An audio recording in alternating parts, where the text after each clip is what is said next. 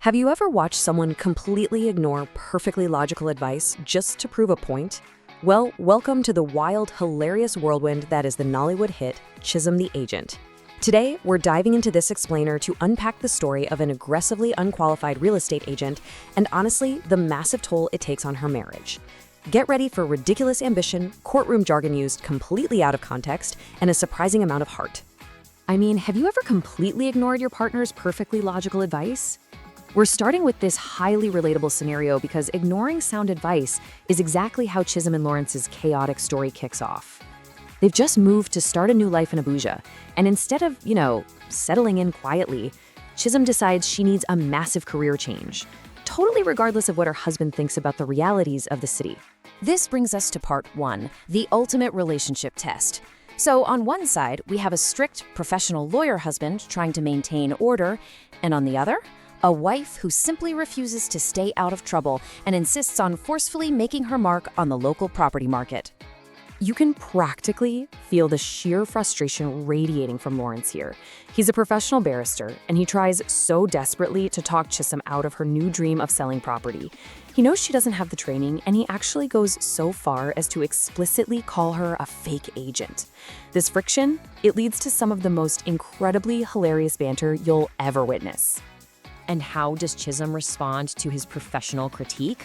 Oh, she hilariously retaliates by weaponizing Lawrence's own legal jargon right back at him. She adopts the phrase, "I put it to you," as this aggressive catchphrase for the entire rest of the movie. She uses it on her husband, her clients, pretty much anyone who crosses her path, entirely ignoring how the actual legal system works. Which leads perfectly into our next phase, CHISOM the unqualified agent. Now, what's really interesting here is that she doesn't just dip her toes into the real estate market. She completely bulldozers her way in without a single qualification, license, or even an ounce of customer service experience. Her unearned confidence is absolutely off the charts. She goes in expecting to be swimming in lucrative commissions, closing big deals smoothly, and showing off beautiful properties. But the reality?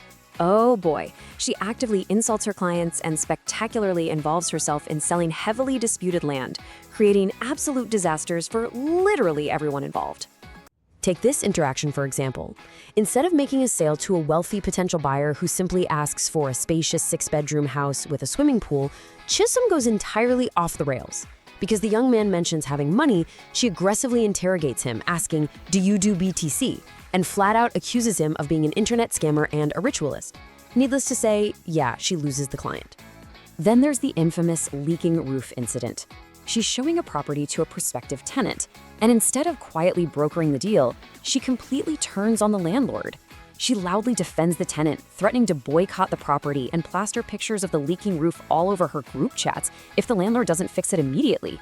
She literally torpedoes her own commission just to make a point. Disaster at Bakari Avenue. All these escalating plot points, the hot temper, the total lack of boundaries, it all eventually culminates in the ultimate catastrophe during a showing at an empty property. So, CHISOM unwittingly agrees to show this secluded Bakari Avenue property to a very shady client. The guy keeps talking on the phone about a consignment arriving. Because CHISOM does absolutely zero background checks, she thinks it's just a normal deal. But in this specific scenario, a consignment is definitely not real estate documents. It's illegal contraband, specifically illegal drugs. And the situation just violently explodes. Armed police officers who've been tracking these criminals suddenly raid the property. The criminals scatter, and CHISOM gets caught right in the crossfire of a massive police sting operation. This leads to her terrifying, yet deeply comical, arrest as an alleged accomplice. So who has to save the day? Lawrence. Despite CHISOM constantly disrespecting his profession and calling him a lowly charge and bail lawyer whenever they argue, it's Lawrence who has to rush down to the police station. He uses his actual legal expertise to pull his chaotic wife out of a highly dangerous criminal mess. Now we move to the third act. Sickness and unexpected support. The rapid-fire comedy suddenly makes way for the true emotional core of this explainer, and the dynamic of their marriage completely shifts. Lawrence suffers a severe, debilitating neck and body injury that forces him into weeks of strict bed rest. He's in absolute agony. And immediately, CHISOM drops everything. The arguments stop. The ambition pauses.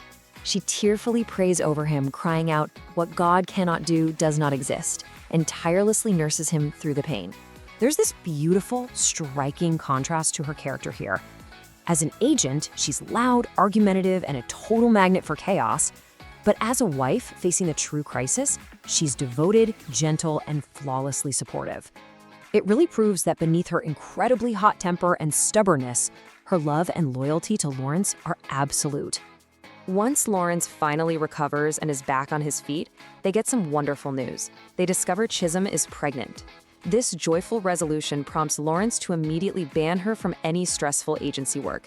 He declares she is his egg and insists on pampering her endlessly, which effectively closes the chapter on her disastrous real estate career. But of course, CHISOM cannot simply stay idle. In the movie's hilarious final moments, she pivots straight from being a chaotic real estate agent to an aspiring recording artist.